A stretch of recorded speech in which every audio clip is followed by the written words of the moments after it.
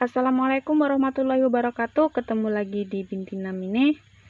Teman-teman yang sudah nonton video-video saya sebelumnya, hari ini kita mau ngebahas tuntas tentang komentar-komentar teman-teman, pertanyaan-pertanyaan seputar keladi di channel kita ya. Jadi buat teman-teman yang nonton, usahakan jangan di skip-skip.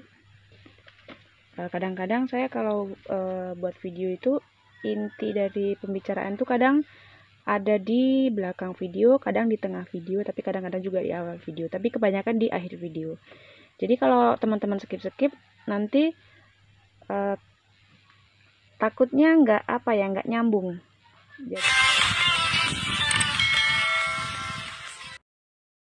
Jadi saya akan menjawab pertanyaan dari teman-teman dari kolom komentar yang mungkin ada sebagian yang belum mengerti atau mungkin di skip-skip atau mungkin sayanya yang ngomongnya kurang bisa dipahami mungkin ya.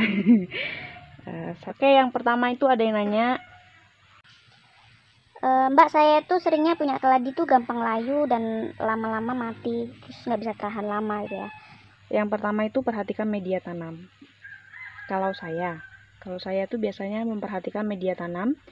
Jadi media tanam itu kalau masih begini nih, tuh, ini berarti masih subur bun,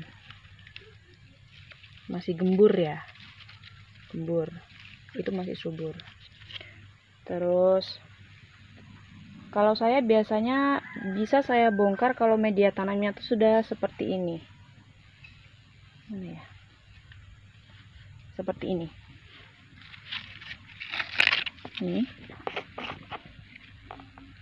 agak kurang jelas ya bun, di sini mendung soalnya. Nampak ya, media tanamnya tuh sudah mulai agak-agak apa ya bahasanya, tanahnya tuh mulai membelah gitu loh, gini nih. Tuh, ini udah mulai agak padat nih kalau menurut saya. Dan ini harus saya ganti lagi media tanamnya. Kemudian media tanam itu bisa pakai kompos apa aja ya bun ya, tergantung dari daerah masing-masing. Jadi kalau saya itu pakai kompos sawit karena di tempat saya sawit itu banyak gitu. Kalau di daerah bunda ada yang dari apa, kemarin ada juga yang nanya nih, Kalau nggak ada pohon sawit, bisa ganti apa ya? Gimana kalau pohon kelapa? maksudnya mungkin bawah pohon kelapa ya. Setahu saya di bawah pohon kelapa itu gundukannya itu bukan tanah ya, iya nggak sih? Kalau nggak salah di bawah pohon kelapa itu gundukannya itu ya akar dia. Soalnya saya pernah tinggal dulu di Tembilahan selama 4 tahun, dan di sana itu dulu kebunnya itu kebun kelapa hibrida ya.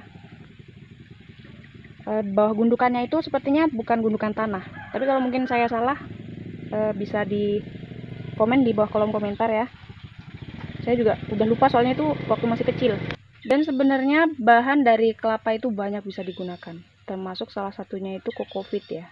Dan kokofit itu buatnya susah banget. Kalau pakai mesin mungkin gampang cepat, tapi kalau pakai manual dulu saya pernah nyoba itu, aduh. Jadi buat bunda-bunda jangan mengeluh kalau beli harga kokofit itu agak mahal, karena buat kokofit itu susah loh bun, beneran. Coba deh, aduh, agak-agak usahanya luar biasa.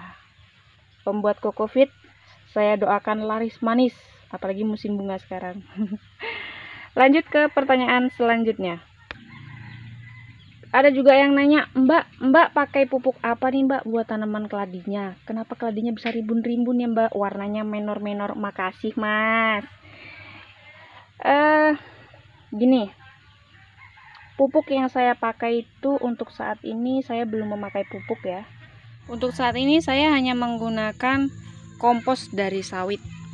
Kompos dari sawit itu saja, belum menggunakan pupuk kimia. Dulu pernah saya pakai pupuk, tapi pertumbuhan keladi saya tuh memang cepat kalau pakai pupuk apa ya, kimia ya. Dulu saya pakai pupuk NPK biru itu, cepat pertumbuhannya, tapi saya rasakan cepat juga bun menjulang tingginya, dan kemudian tuanya itu cepat dia. Makanya sampai beberapa kali saya pangkas itu karena terlalu cepat dia. Saya sekarang itu pakai pupuk alami. Jadi kalau bunda pagi-pagi itu biasanya masak nasi, cuci beras dulu. Air dari cucian beras itu yang saya pakai. Jadi saya nggak tahu ya kandungannya itu apa. Sebenarnya harusnya tadi sebelum bikin video sharing dulu ya kan. Apa kandungan dari cucian beras? Bunda tengok sendiri deh di Mbah Google.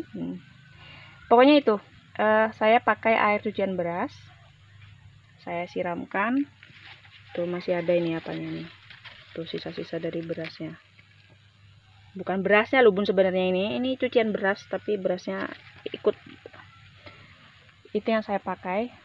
Dan nggak setiap hari juga saya siram pakai cucian beras, karena cucian beras itu kalau saya nyuci itu biasanya cuma cukup buat 4 pot atau 3 pot. Jadi nanti hari Senin saya 3 pot yang ini, nanti selanjutnya pot yang ini, selanjutnya lagi pot yang ini, gitu ya kan bun. Jadi ini tuh kompos alami ya. Kalau kompos alami itu tumbuhnya pun alami, nggak cepet-cepet, nggak lambat, tapi alami gitu aja, pelan-pelan. Tapi kalau menurut saya pakai pupuk alami ini, jadi tumbuhnya pun alami, makanya matinya pun lama. Karena pertumbuhannya pun untuk menyaksikan yang lebat begini, itu kita menyaksikannya lama bun. Jadi gimana nih Mbak caranya kalau supaya biar tetap keladi saya itu biar tetap seger rimbun gitu? Kalau saya itu karena nggak pakai pupuk kimia ya, hanya pupuk alami. Untuk kemungkinan media tanam ini habis unsur haranya pun cepat ya bun ya. Tapi paling lama kalau saya biasanya 6 bulan baru saya ganti media tanamnya. 6 bulan bun. Jadi untuk saat ini saya belum perlu pupuk.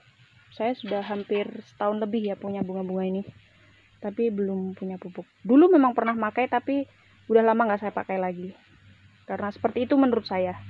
Jadi teman-teman boleh coba. Dan ada juga yang nanya nih, Mbak, baskom cacahan yang buat cacahan ya. Cacahan tuh yang ini nih. Saya kasih tahu. Ini cacahan saya.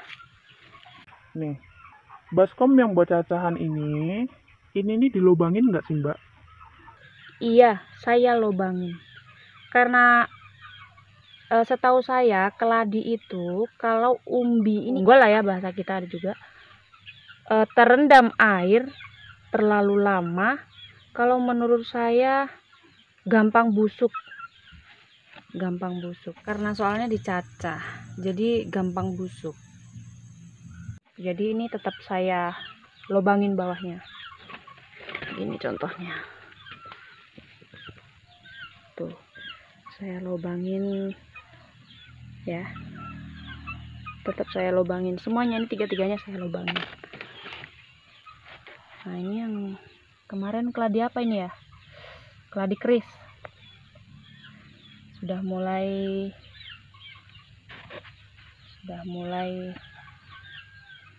tumbuh.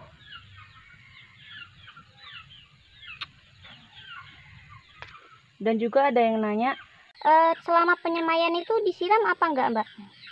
kalau saya selama penyemaian seperti ini biarkan saja. Ya disiram, tapi jangan terlalu sering ya. Kalau terlalu sering dia membusuk umbinya, sama dengan kalau nggak dilobangin tadi ya, terkena. Nanti kalau ini yang nggak dilobangin, malamnya hujan, kita nggak tahu, kita lupa kita punya cacahan. Ini nih cacahannya terendam air hujan, udah otomatis busuk itu bun. Begitu, makanya tetap aja dilobangin ya. Lanjut ke pertanyaan selanjutnya. Pernyataannya begini ya. Emang bener Mbak, aku juga pernah nyoba batang jadi pendek. daun tambah lebar. Yang penting bijinya udah besar. Mungkin maksudnya Mbak ini umbinya kali ya, bonggolnya ini ya. Tapi kalau umbinya masih kecil nggak bisa katanya. Jadi begini, keladi itu tumbuhnya itu dari umbi, selain dari biji ya Mbak ya.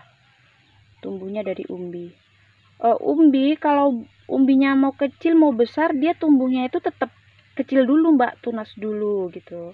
Nggak tiba-tiba langsung membesar gitu, nggak, tetap aja dari kecil dulu bertunas dulu. Kalau Mbaknya bilang kalau kecil umbinya nggak bisa dipotong gitu, ya enggak Mbak kalau umbinya kecil batangnya pasti pendek, belum memanjang. Yang saya maksud ini kalau sudah memanjang menjulur, kan kadang kita dari penglihatan kita tuh kayaknya kurang sreg gitu ya Bun kalau saya. Jadi makanya kalau sudah memanjang begitu saya potong. Jadi makanya dia pendek dan rimbun. Pun plusnya itu daunnya bisa tebal, bisa melebar gitu. Teman-teman yang udah subscribe, like dan komen, like. Semoga video-video saya ini bisa bermanfaat buat kita semua ya, buat bunda-bunda. Terima kasih buat teman-teman yang udah ngikutin kita ya.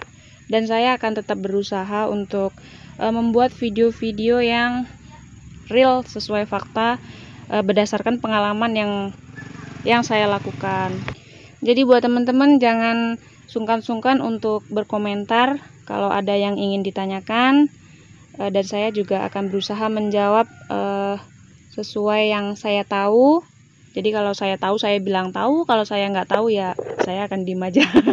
Enggak, kalau saya nggak tahu berarti nggak saya jawab, begitu ya. Oke, terima kasih, matur nuhun, matur suwun, thank you.